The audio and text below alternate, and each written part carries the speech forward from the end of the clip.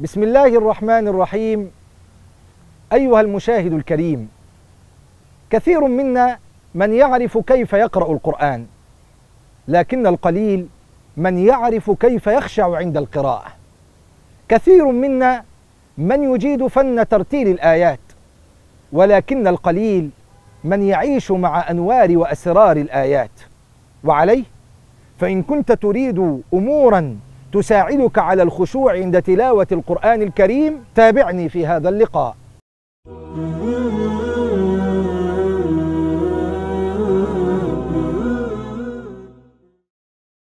الحمد لله الذي خلق الإنسان وعلمه البيان، والصلاة والسلام على أشرف ولد عدنان سيدنا محمد وعلى آله وصحبه أهل الفضل والعرفان. وبعد، أيها الإخوة الأحباب، لا شك أن شهر رمضان هو شهر القربات والطاعات، وهو شهر تتنزل فيه النفحات الربانية والعطايا الإلهية. ومن أعظم القربات التي يتوجه بها الناس إلى الله عز وجل في هذا الشهر الكريم قراءة القرآن الكريم. ولم لا؟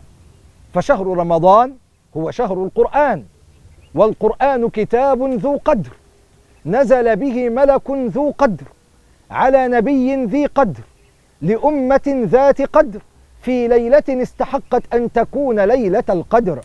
إنا أنزلناه في ليلة القدر وما أدراك ما ليلة القدر، ليلة القدر خير من 1000 شهر. ولكن هناك ملاحظة فيما يتعلق بأمر قراءة القرآن في رمضان، وهي أن الكثير منا يكون تركيزه منصبا على كم القراءة دون كيفيتها والخشوع فيها. نعم، معظمنا يكون حريصا على الإكثار من القراءة لدرجة أن البعض يتفاخر بذلك، فهذا يقول أنا قرأت 10 ختمات، وهذا يقول أنا قرأت 7، وهذا يقول قرأت 5. نعم، الحرص على الاهتمام بقراءة قدر كبير من القرآن أمر مهم لا شك، ولكن الأهم هو معايشة الآيات، الأهم تدبر معاني الآيات. فالله عز وجل لا يريدنا أجهزة جامدة تردد دون أن تفهم أو تتدبر. ولذلك من يطالع القرآن الكريم سيجد أن الحق سبحانه وتعالى دائما ما يقرن التلاوة بالتعلم والتزكية والتدبر، فيقول تعالى: هو الذي بعث في الأميين رسولا منهم يتلو عليهم آياته ويزكيهم ويعلمهم الكتاب والحكمة.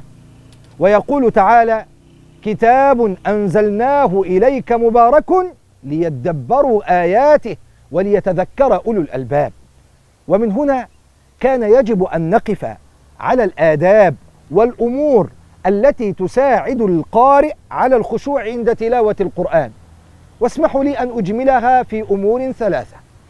أولها استحضار عظمة المتكلم، فالقارئ للقرآن الكريم يجب عند القراءة أن يستحضر عظمة من يتكلم، ويجب أن يعلم أن ما يقرأه ليس كلام بشر، بل هو كلام الحق سبحانه وتعالى.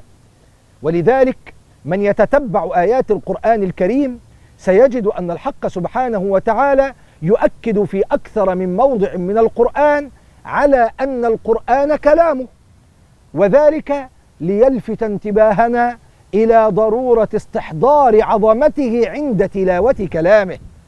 فتقرأ مثلا قوله تعالى: وإن أحد من المشركين استجارك فأجره حتى يسمع كلام الله. ويقول تعالى: وإنك لتلقى القرآن من لدن حكيم عليم. ويقول تعالى: وإنه لتنزيل رب العالمين.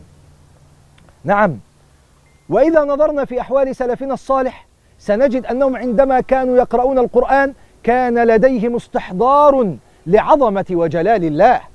فها هو سيدنا عكرمة كان إذا نشر أمامه المصحف يغشى عليه، فإذا أفاق يصيح بأعلى صوته ويقول: كلام ربي كلام ربي. وكان الإمام جعفر الصادق يقول: والله لقد تجلى الله عز وجل لخلقه في كلامه ولكنهم لا يتدبرون. وذات يوم بينما هو يصلي رحمه الله غشي عليه، فلما أفاق سئل في ذلك فقال: ما زلت أردد آية من القرآن على قلبي حتى سمعتها من المتكلم.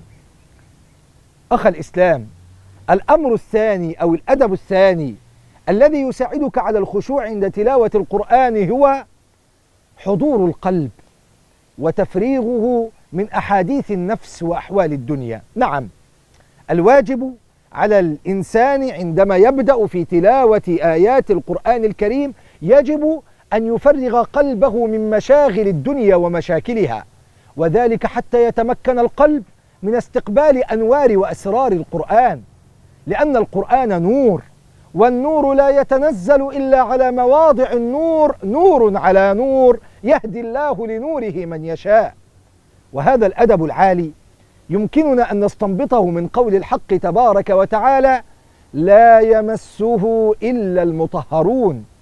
فالبعض يظن أن المقصود طهارة الجسد فقط، والعلماء يقولون لا، المقصود طهارة الجسد وطهارة القلب، فطهارة الجسد من الدنس والحدث، وطهارة القلب من الغفلة.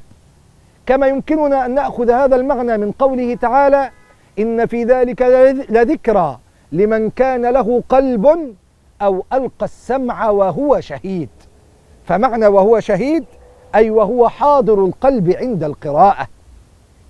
وقد لفت رسول الله صلى الله عليه وسلم انتباهنا إلى ضرورة حضور القلب عند قراءة القرآن الكريم، وذلك في الحديث الصحيح عندما سئلت السيدة عائشة وقيل لها: أخبرين عن أعجب شيء رأيتيه من رسول الله صلى الله عليه وسلم، فسكتت، ثم قالت: كانت ليلة من الليالي فقال لي رسول الله صلى الله عليه وسلم: ذريني أتعبد لربي، فقلت: يا رسول الله، والله إني لأحب قربك وأحب ما يسرك.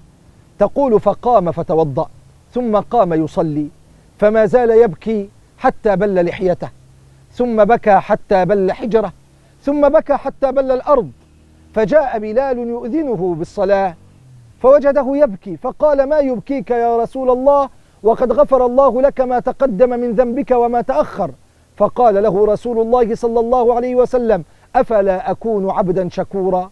ثم قال رسول الله صلى الله عليه وسلم: لقد أنزلت علي الليلة آية ويل لمن قرأها ولم يتفكر فيها، إن في خلق السماوات والأرض واختلاف الليل والنهار لآيات لأولي الألباب. والأدب الثالث إخوة الإسلام الذي يساعد على الخشوع عند تلاوة آيات القرآن الكريم التفاعل مع الآيات، والمقصود أن يتأثر قلب القارئ بمعنى الآية التي يتلوها، فلا يمر عليها هكذا مرور الكرام، بل يجب أن يتفاعل معها. فعند آيات الوعيد يحصل لديه الخوف والوجل، وعند آيات المغفرة يفرح ويستبشر، وعند الآيات التي فيها ذكر الله وأسمائه وصفاته يتطأطع خضوعا لعظمة وجلال الله. وقد كان هذا هو المعنى الذي حدثنا الله عز وجل عنه في القرآن الكريم عندما وصف حال المؤمنين عندما يتلى أو تتلى عليهم آيات القرآن، فقال تعالى: إنما المؤمنون الذين إذا ذكر الله وجلت قلوبهم وإذا تليت عليهم آياته زادتهم إيمانا. وكان هذا حال رسول الله صلى الله عليه وسلم، ففي الحديث الصحيح عندما قال لسيدنا عبد الله بن مسعود: اقرأ علي القرآن، فقال: يا رسول الله، أقرأ عليك وعليك أنزل؟ قال: نعم، إني أحب أن أسمعه من غيري. هنا بدأ سيدنا عبد الله بن مسعود يقرأ سورة النساء حتى بلغ قوله تعالى: فكيف إذا جئنا من كل أمة بشهيد وجئنا بك على هؤلاء شهيدا. هنا قال له رسول الله صلى الله عليه وسلم: حسبك. يقول سيدنا عبد الله بن مسعود رضي الله عنه: فنظرت إلى رسول الله فإذا عيناه تذرفان الدمع. بل لقد بلغ من شأن بعض المؤمنين أنهم كانوا إذا سمعوا آية الوعيد في القرآن يخرون مغشيا عليهم، حتى إن الإمام الثعلبي ذكر عددا من هؤلاء في كتاب سماه قتلى القرآن.